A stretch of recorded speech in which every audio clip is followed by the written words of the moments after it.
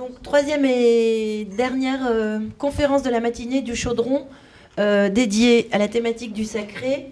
Et nous recevons aujourd'hui Alvaro Catalan de Ocon, designer madrilène, qui a initié un projet qui s'appelle Pet Lamp en 2011 à l'occasion d'un atelier sur la responsabilité environnementale qui consistait en la réutilisation de bouteilles de plastique en Colombie avec une association d'artisans. Donc dans le petit document qui vous a été distribué, vous allez voir le projet. Donc un projet qu'il a continué au Chili, puis en Australie autour de la culture aborigène. Donc un projet de tissage qui est basé sur les savoir-faire de ces populations et qui reflète la puissance de leurs liens familiaux, de leur connexion spirituelle avec le monde animal et avec le territoire naturel. Alvaro va nous montrer une pièce exceptionnelle, incroyable, qui rassemble plusieurs familles et qui est un peu une espèce de topographie, vous allez voir, abstraite, réalisée en tissage par ces populations. So I'm Alvaro Catalan de Ocon. I'm a product designer, and at the same time, how we organized the studio is because we started Pet Lamp 6 years ago, and we realized that it had a very big potential, so we structured the studio according to the product, because it's a product that you have to self-produce and self-distribute to make it real, because it's so complex that no one else would really do it. So we have on one side the design studio, and on the other side the design editor, which we actually build up with another 2 partners to actually be able to offer to the market very special products which we do in the studio, and then we have other products which we do with other companies. So on one side we have the manufacturing studio where we are 3 partners. So I'm the designer, Sebastian is in charge of the distribution and the logistics, and Enrique is in charge of the production, and then all the rest of the team supports each other. And then on the design studio it's myself who designs for that editor. So we have a series of products from the studio, and these are the products that which we self-produce. Okay. So Pet Lamp was born in 2012 on a summer journey in Colombia. I was traveling with a friend, and he was going to work on a project to do with the plastic waste in the Amazon River. So he was an artist, and there was an architect, a landscape designer, and they were looking for a product designer who could give its own interpretation of that problem and create consciousness around the problem. It wasn't about resolving the problem, which is way too big for us to actually resolve it, but at least to create conscious and communicate the project as much as possible. So we started up with this this brief based on an ecological issue, which we had to approach towards a design process, but we didn't want to use industry because it wasn't the strength of the country, of Colombia, but we wanted to use crafts, and then also try to be able to work with a group of artisans which we could actually socially support. There's a guerrilla war in Bogota, in Colombia, and there are many displaced from the countryside into the big city with no options of life. So we were trying to look for these groups of artisans which are coming to the city with a great wealth, with a great knowledge, and a lot of inside cultural knowledge which can actually be exposed and be used in the big city and be part of their lives, of their contemporary life in a city like Bogota. So that's how Pet Lamp actually was born, under those 4 pillars. So the problem is that we are dealing with plastic bottles which are made to be used for a couple of minutes, but the material in which they are made lasts for centuries. So there's like this big contradiction in this object, which ends up being thrown to the countryside or the city, and then the heavy rains, the tropical rains in tropical countries, they wash all the rubbish into the rivers and they end up in the seas, and it's becoming a real big problem. At the time when we were doing the project, it was starting to be known about this problem, and now it's kind of everywhere. Now everyone is talking about the plastic waste in the oceans.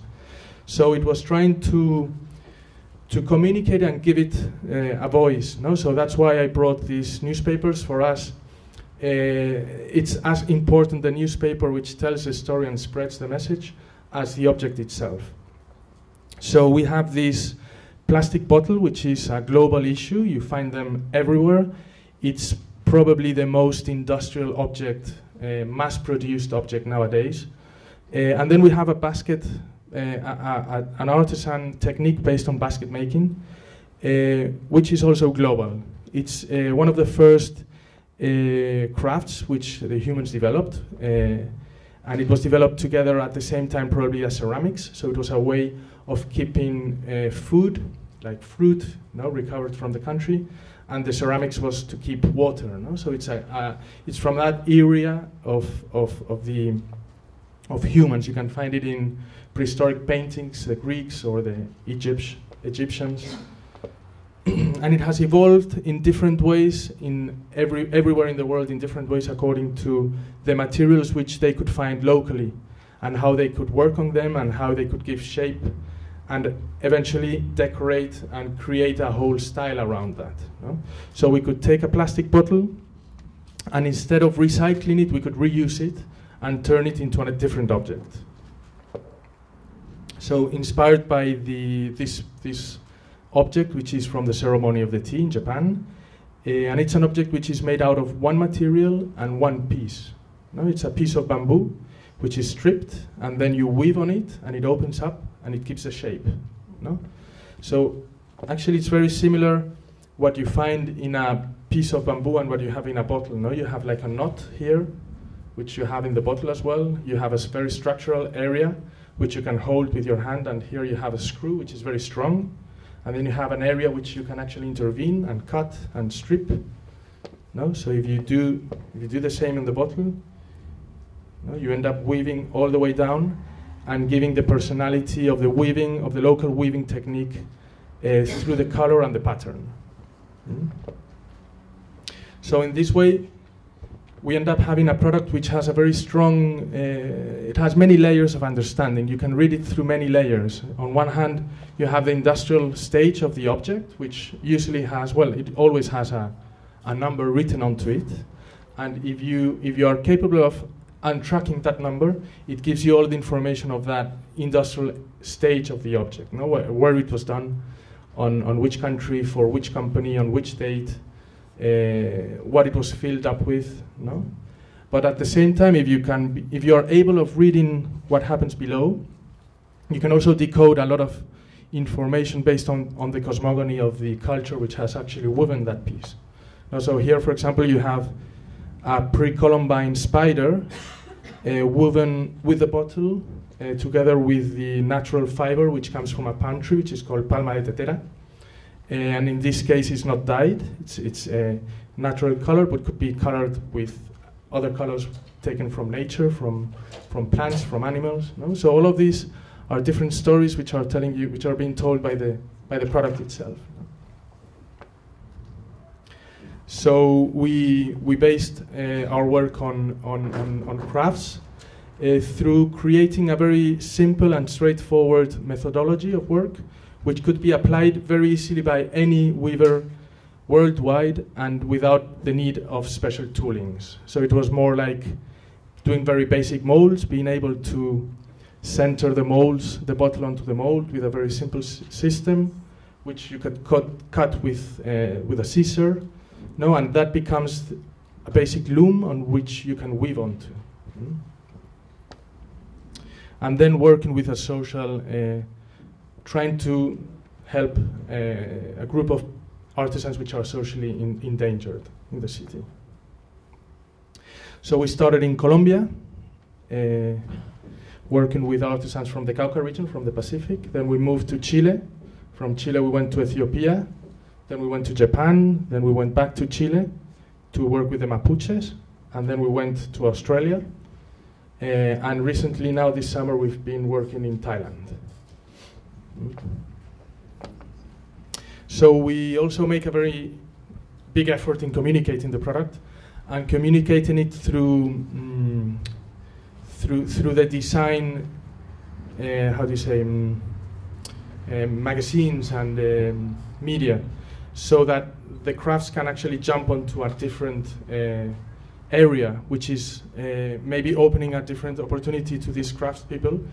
Otherwise, crafts always, when they stay local, they remain quite isolated in a way, but when you put it out of context, it grows, it becomes much more strong, much more powerful visually, and much more, it attracts much more attention. So we tried to contact the most respectful, in a way, magazine in design world, which is Domus, and we presented it not just like a product, but as a project. You know, a project which could grow, which has a conceptual background, and it's not just about making a lamp, no, out of a bottle.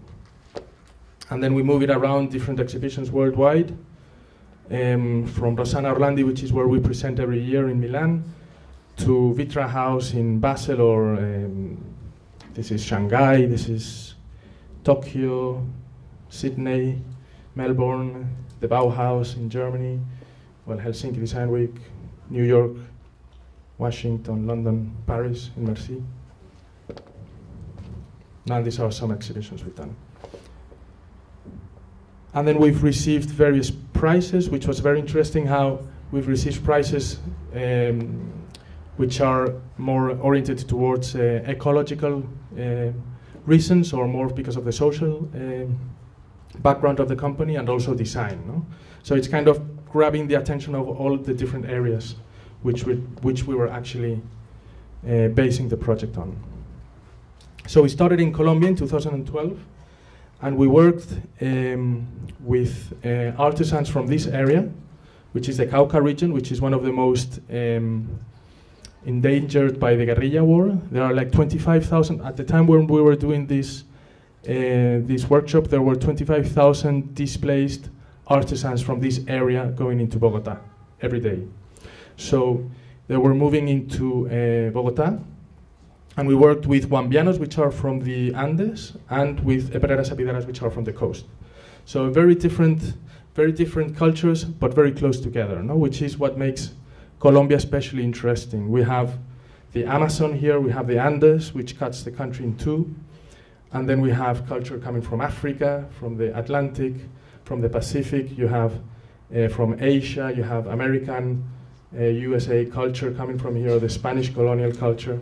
So it's a very rich country which expresses all that richness in its crafts and its music and its art. You know? So we wanted to actually try out and see how it could work with these two different cultures. And there we worked with this material, which is paja de tetera. It comes from a palm tree, and then it's tinted, it's stripped, and then it's calibrated to match the flexibility and the thickness of the plastic bottle. And then it's woven on the molds, and little by little they give their personality and their drawings onto the pieces. Mm-hmm. Yeah?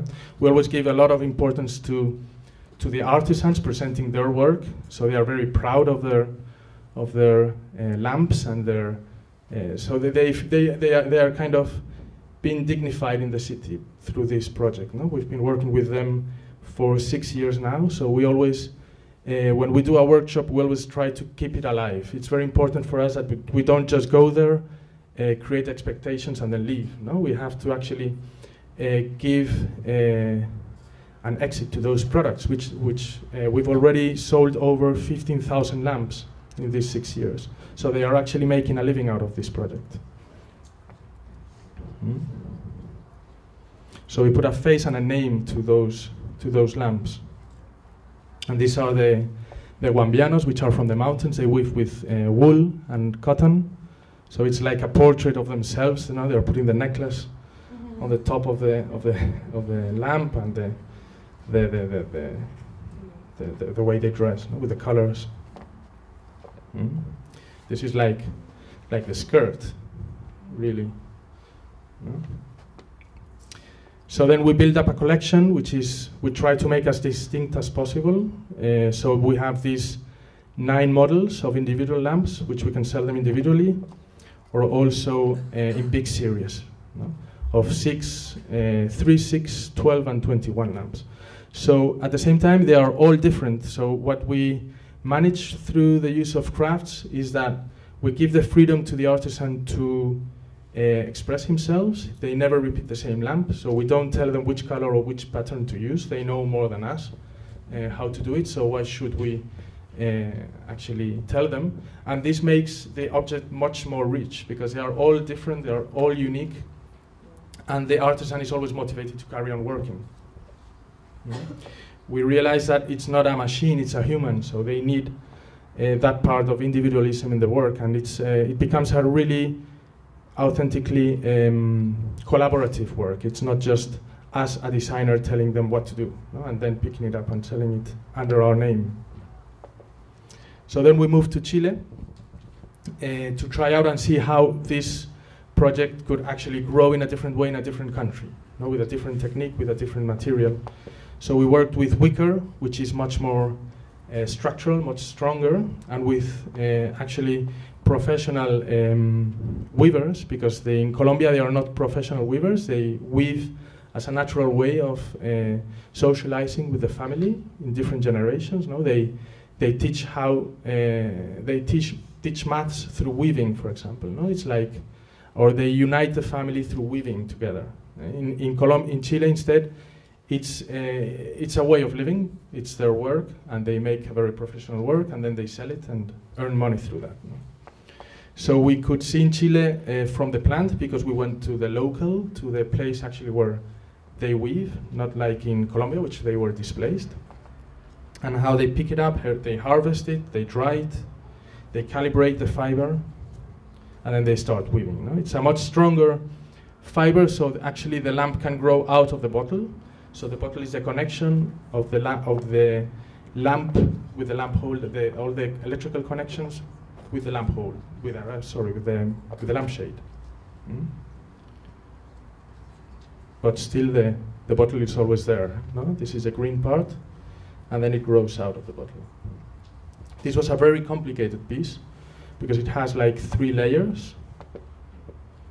Maybe you can see it here. So we have 1 layer, 2, and 3, and half all of these strips coming from here, then they go up into the lamp, into the bottle, and half of them then go into this second wing, and then we add another same amount of fibers, which then go back into the 3rd layer. No? We had to kind of think of that way of weaving without knowing, because we are not textile designers, and the weaver didn't know if that was going to be possible. No? So it was a kind of combination of us thinking of a method and wanting to arrive to a certain point, and then they find the solution to make that possible. We always have a local team who can take care of the project once we leave. So we do the workshop all together, but then they carry on being in contact with the weavers, and then that studio is in contact with us. So that's a bit the triangle we create, no? To give continuity to the project. So this is the collection with the 6 individual pieces and the big central one, which is the triple one, no? And in big sets. Then we moved into Ethiopia. So it was changing continent and changing technique and material. This is not like the basic weaving technique. It's named coiling, which is like a big spiral, which is woven onto each other. So we had to, in a way, create a different way of mixing the bottle with the lamp. No? This way, the bottle is woven in this way onto the lamp, and it keeps on growing. It's based on the plate of the injera, which is a local food, how they eat. No? It's like a big pancake with food on top, and you pick up a bit of pancake with a bit of food and eat it. So this is based on the plate on which you put that pancake. They're very big plates, which they take like a week to make. No? And it has like these powerful African colors, no? Which is very different and distinct from the previous collections. And in this case, we were working with a group of mothers of twins.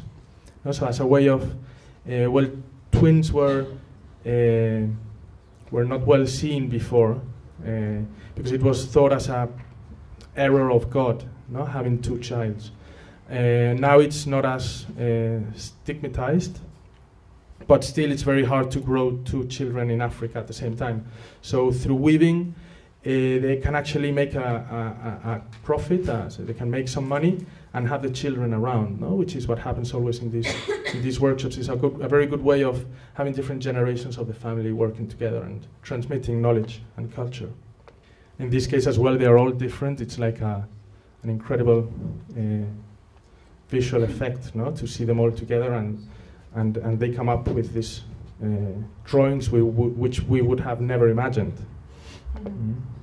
Also, for us it's incredible it changed my perception on design, which as an industrial designer we are taught to be extremely precise, you know, and we go to industry with a technical drawing and we expect to receive exactly what you are drawing, and if you don't receive it, you give it back and they have to rework on it and send it back. In this case, we are actually putting the seeds in order to receive an object which you don't know how it's going to look like. So we receive boxes of lamps and then we open them up and we say, wow, look at this one, wow, look at this one is fantastic. No? And we never know if we're going to sell them or not, but they are always sold. Someone is going to like each one of them, no? And it's not a matter of the way they look, but it's about how we create the right methodology for things to happen, no? As product designers.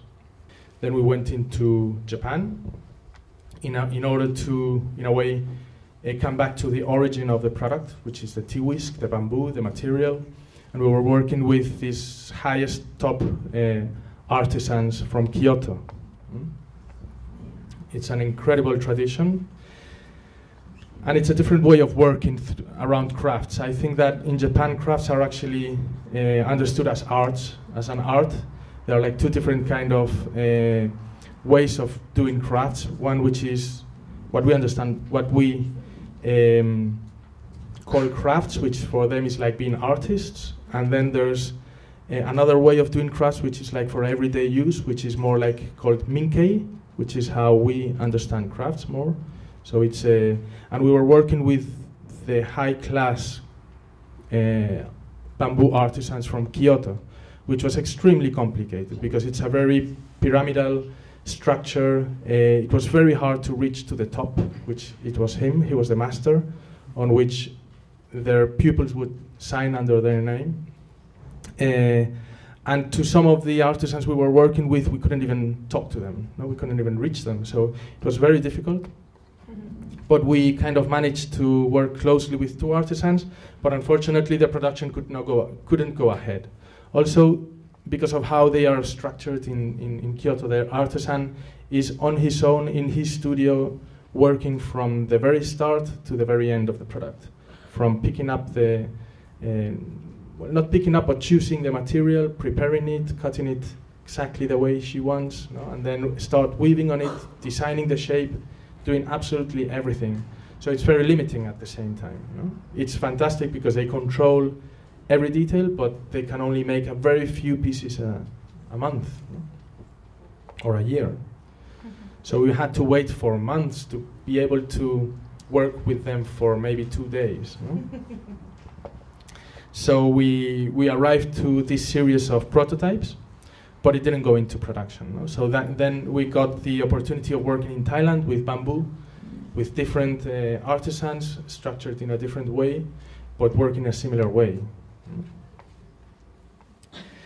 Then after Japan, we went to Chile to work with the Mapuches. The Mapuches are the indigenous people from the frontier between Australia, Argentina and Chile. So they are right in the border. And they actually copied a lamp from Ethiopia, and they sent us an email, no, saying, "Look what we've done." And we weren't capable of seeing if it was the original one made in Ethiopia or if it was a copy, no? And we said, "Well, this is fabulous, but why don't you create your own pet lamp, you know? And let's make a collection out of your knowledge and your culture, and let's work on a different shape. Let's work on a different color, on a different pattern, which is something which is going to talk about you, about your culture. And we went there for a month, and we worked with this material, which is called ñocha, which is very strong. And they prepare it, they dry it on the sun, and they work it very similar to how they do it in Ethiopia, but they hammer it, and they leave space in between lines, no? Like here. So we wanted to actually make use of those spaces and make it more a particular characteristic of the lamp. And they are very austere in their designs, so we didn't want to make them colorful, and but instead making them very humble in a way, but very delicate in design, but very powerful in shape. So they are very big lamps.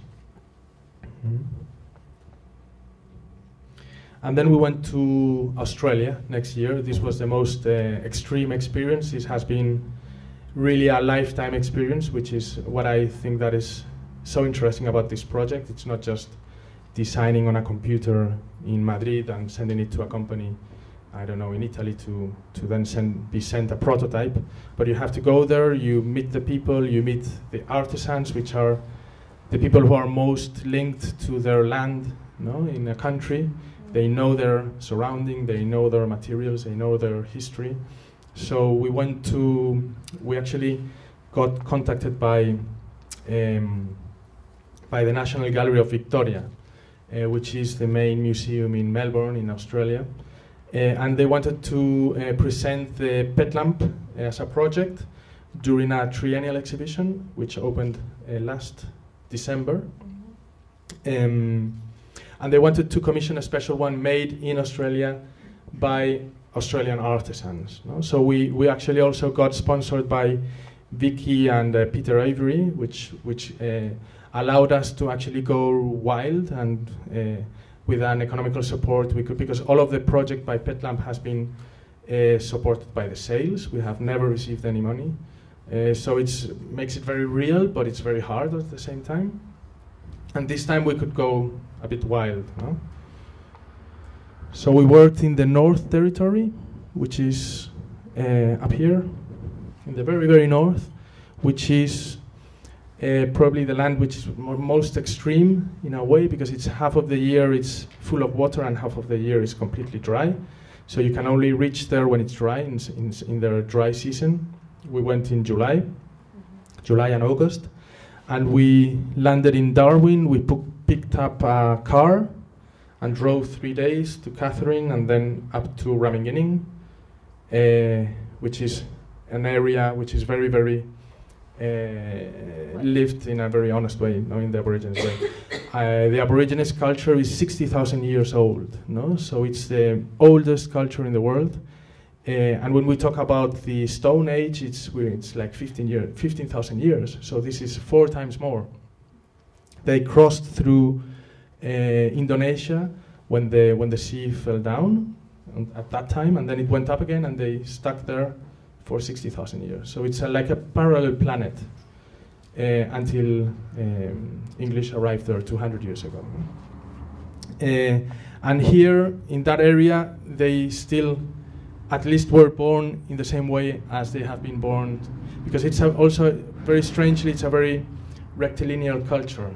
It doesn't try to, in a way, change into a different ways. No, they try to remain flat, no, and which is fabulous, because in 60,000 years they have left no cities, no monuments, no infrastructure in a way. There aren't any kind of leaders which have been, there's no writing, so everything, all that culture is transmitted through songs and through dreams, and it goes generation to generation for 60,000 years. No? They have they don't, in their culture there isn't the concept of leaving a trace, but the opposite, about disappearing and then coming back as a different person, no, into life. So it's a completely different way to how we understand the way of living in this world. No?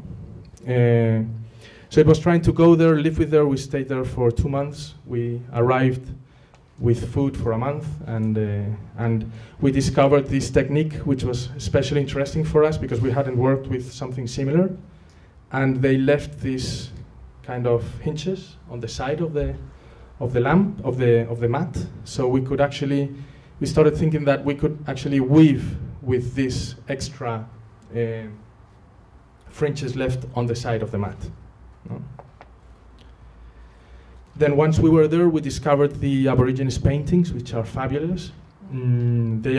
These paintings were originally made on the bodies of the people, and they would dance with them, and they would paint them as well on the floor, and they would dance on top of those paintings to make them disappear. So you would transmit a message to the other people, coming generations below, but then it would disappear for foreigners. No? And at a certain point in the 70s, they were given canvases and painted, and they started to do this kind of paintings. And it was a way in which also the white world started to realize the power of their culture and of their knowledge and their sensibility. It was like a way of dignifying them as people, no? And all of these paintings are actually not abstract. They are representing their lands, their paths, maybe like energetic points or important points in their land, which are connected through different paths. Or maybe here there's like an area of stones which resembles something to them, or they find whatever here, no? Which so they are actually maps and as they call dreams. No? So we started to say, okay, we're going to go to Australia. Let's have something as a starting point. We have this technique which has this with these fibers at the edge, so we could bond different lamps together, and maybe we could put the lamps in these spots, which is a satellite view of the country where humans are concentrated, apparently, no? And these are the main cities which white people have done in the land, no? And they are actually in the coast, which is quite significant on how we live and how we arrive to a country. And then it seems like if here there is nothing happening, no? But at the same time, when we were looking at other maps, we found this other map, and all of these lights here are actually the fires made by the Aborigines communities to keep the land, to keep the forest under control. No? So they burn the bush so that it doesn't grow too wild, and maybe then with lightning they create a very big fire which you cannot stop. So they have a perfect control on all of this land. No? So we see that there's the same land kind of understood in different ways. No? And on one side we have the Australian cities and the Aboriginal energetic points in a way, no? Where they are actually living the land. So we could actually create like this kind of also connections between those points, no? And how they can be linked together. So then we arrive to the land, no? And that's as far as we go in what we think we can achieve, no? Because we need to be very open, because we never know once you enter the community how it's going to be accepted, if they want to go in that direction or not. Or so we kind of go with an open mind, but with a little understanding of where we want to go. So we drove through these red paths for days and arrived to this art center, which is a place where they take the works of art from the local communities to sell them and to offer them to the market. So we were working with them as our local team. No? This is the terminal, the airplane terminal of Ramingini. So if you want to arrive by plane, which is how you do in winter, you arrive there. No? And we started then living with the community for 2 weeks, just mixing with them, you know, understanding their way of living. I took my daughter in the second phase of the project as well, which was quite an experience. Eating with them and then doing life, no, in a way. So she's Mary, for example, and here we are we went to the coast, and we went out of the car, and they took their shoes off and started walking like this, and we took our shoes off. And then because you say, well, we're going to walk on the sand, it's fine, but then you walk inside of this little bush, and you arrive to a mangrove like that. So we were walking for 4 hours through that kind of landscape, hunting crabs and fishing on the sea. And they would go out with their stick into the sea and come up with 5 fish like this, which was incredible. They are really, really, really hunters. She's a crocodile hunter, Mary. So it's quite a... Here you couldn't enter this area without going with them. Absolutely forbidden, no? You have, well, not here because of this kind of land, but just a little bit out of that, you have the crocodiles. In the sea, you have sharks, and you have this jellyfish, which kills you in 5 minutes. And everything. I mean, Australia is the most dangerous country in the world, I think, with animals. And then we kind of, well, just get to, so that they understand us and they trust us and that we trust them. Now we get to really get a bond, no? At a certain point, we actually got adopted by one of them, which is a way in which they actually bring you into their culture and their community, no? So I was adopted by Mary, by her, and Lynette adopted Enrique, and Yvonne, which is not here, adopted Sebastian, which is the third of the team, no? And Lynette was actually our, she was our, so we had a translator and someone to interpret the message. So it was like a double jump until we get the message through, no? So on one hand, we lost like a 10% or a 50% of the message through translation, and then we lost another 40% through interpretation. So there was very little communication we could get through, but it was enough, no? And then there we started to pick up the fibers from this tree, which is called a bandana. So we pick up the 3 fresh leaves which come from the top using this stick. No? And then we prepare the fiber by taking the spikes which are on the edge here, and then we split it in 2. So from 1 leaf, you get 2 fibers. No? And then we get the colors, everything from the bush, no, which is fabulous. You go out into the countryside and you come up with a mat. It's literally like that. No? So this is actually the purple from this leaf. Then from that root there, you get the yellow, which comes from crushing the skin of the root. From this one, you get the red. And then you get like this palette of colors, these pigments, which you boil together with the fibers. And you dry them on the sun, no? And you get this palette of colors, which are directly coming from the land. No? And it really represents their land. You can see, you can feel it. No? And in fact, this is the colors that they get for weaving. No? But when they paint, they look for the same colors, but they come from pigments coming from the land, from minerals. So they look for their colors, which they mean something for their culture. It's not just something banal, no? So you couldn't go there and bring a pink or a blue or a green pigment, no? So then we show them our project. We show them where we want to go, how we can do something around their culture, around their world. And we show them the methodology of how to cut a bottle, and then how they can combine that bottle with their weaving. No? In this case, it's like a double weaving. So it goes up and down on the same strip of plastic, so the plastic is actually nearly hidden. You don't see the plastic.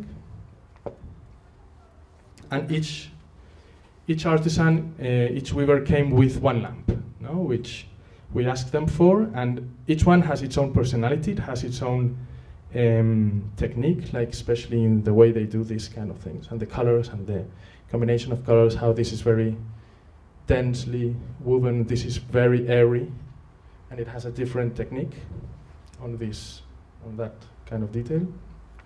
So that's Mary and Julie. But Mary actually came with 2 lamps, not 1. And we asked her, how is it that you came with 2 lamps? She said, well, Mary is a twin. She's actually the twin of the most important actor in Australia, Aborigine actor, which is David Gilpilil. He's the one who appears in Crocodile Dundee and all of the films where you have seen an Aborigine actor. It's his twin brother.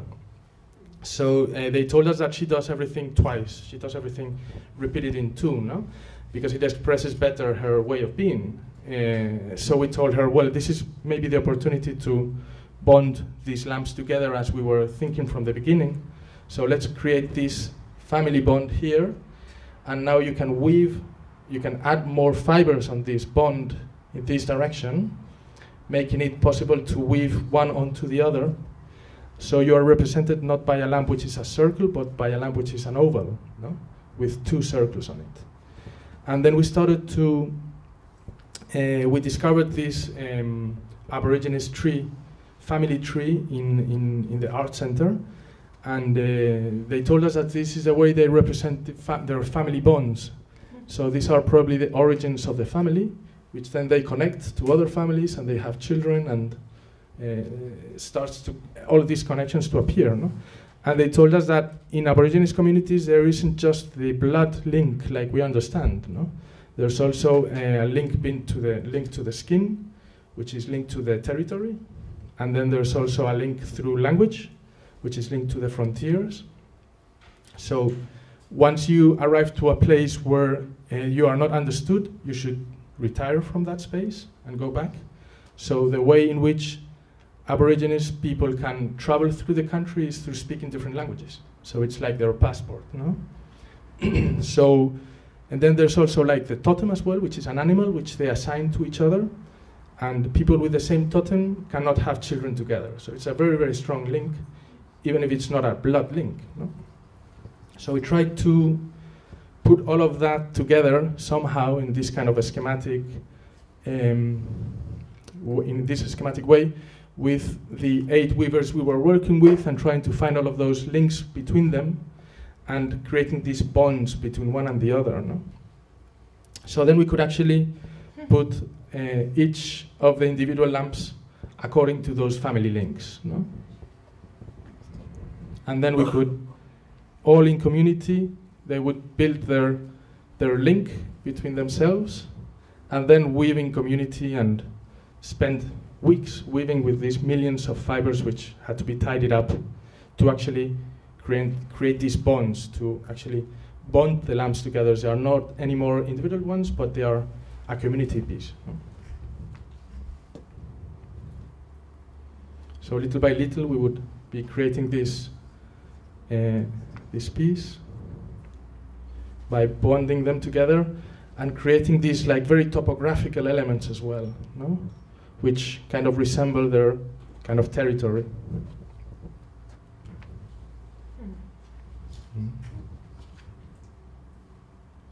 It's like a very powerful piece, and at the same time we had this already in Australia, but we had to make it a lamp, which we still didn't know really how it was going to happen, to hang it flat on the roof, no?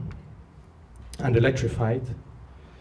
But we had this piece which was very, very powerful. It had on one side the resembling of the paintings and their art and their expressiveness, no? How these are actually paintings from the desert, from the center of the country, but it resembles a lot what we were doing there, because we didn't have the knowledge, a wider knowledge of the Aborigines art, so we came with these things on our head, no? And somehow it was pushed into this direction, and we ended up doing a piece which is a mix of different Aborigines areas, no? And also at the same time is very linked to a map, to how the lines of a map work together, or like the lakes which go up and down with the dry and the wet seasons, and they leave a trace. They leave lines and different colors, no? Or this is a Billabong, a river, which is a Billabong is the part of the river which keeps water during the dry season, but the rest of the river dries out. So this is kind of, in a way, represented here, which is something similar to what might happen here. No?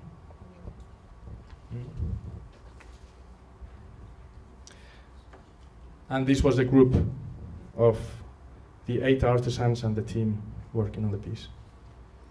And these are the artisans. So it's Lynette, Mary, and Yvonne, Melinda, Julie, Cecily, Betty, and Judith. No? But the pieces, so the pieces were actually representing the weavers who had done them. No? So these are the different weavers and the different links between them, which is reflected on the lamp. And we did 2 pieces, no? So this was a prototype, and then we did the final piece for the museum. So the prototype, we took it to Spain to electrify it, and the one for the museum, another weaver came into the team. So then the whole organization of the piece moved, and we added Mary's sister, brother, who's here, and this would be Mary, no, represented with that circle. And then Yvonne, this is a blood link. And Yvonne is her sister, blood sister. So it's here as well, no? And then you have Cecily and Julie and Melinda. Julie is the mother of Cecily and Melinda. And Melinda has the same totem as Judith, which is here, which with this link. The totem is the animal, so this is the rainbow snake, no? And Judith, Lynette, and Betty are from the Billabong area. So this is like a skin link, which also Lynette has the same totem as Betty, who's a crocodile. No, I think this color is this one. Well, this we never understood what it was. 2 Juwanju sisters. There are many things you don't understand. You just have to kind of let go in a way, no? So this is a way. Somehow, I think that this piece we managed to do in Australia was a bit like a shoot, no, of what happened in that time which we were there. And they feel very linked to this piece. It was shown in the museum, and it's part of their collection, and they came to the opening, and they were doing interviews on the TV, and it was quite an experience. And but well, then we needed to electrify it and to hang it on the roof somehow. So we created a system in which we would be honest with the weaving. So it was like weaving a structure onto it with metal strings. And we woven like a skeleton on top of the lamp in a very strong metal ring. And then these strings, metal strings, which would carry the electricity through the lamp. No? So you have here you would have the positive pole coming through here, the negative from another lamp, and then this would distribute the electricity in 2 layers of metallic weavings. So this would be like the positive, taking it to another lamp, and this would be like the negative, taking it to the same lamp, but to the bottom of the connection. No? And these are like in a guitar, you could tense this. This is like an Allen key, which you could tense and you would lift the lamp, no? And tense it all together. And then when you hang it, so you have the light bulbs hanging at different heights according to the diameter of the lamp it has to light up. So it resembles a bit that family tree, that Aborigines family tree with the feathers. And it shines towards the ceiling, leaving this shadow drawing of what's happening here. No? So it's a different lecture of the same reality, in a way. No? And when you see it from below, it's like a cosmos, a bit like a ceiling. No? You feel under this kind of ceiling.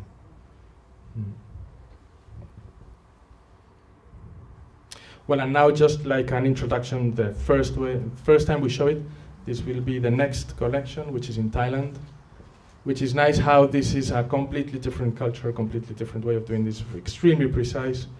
It seems it's been made, it's like a render, and the origin of the technique comes from this flower, which is called picul, which actually comes from a tree which is the Spanish cherry. So it was a perfect match for building a new collection around the flower of the Spanish cherry, which is the base of a Thailand drawing, which is called this one, the picun, made with bamboo, so we could recall the Japanese collection and start weaving, through creating these patterns and this really, really extremely precise and very kind of oriental way of working. So I think that's it. Yeah.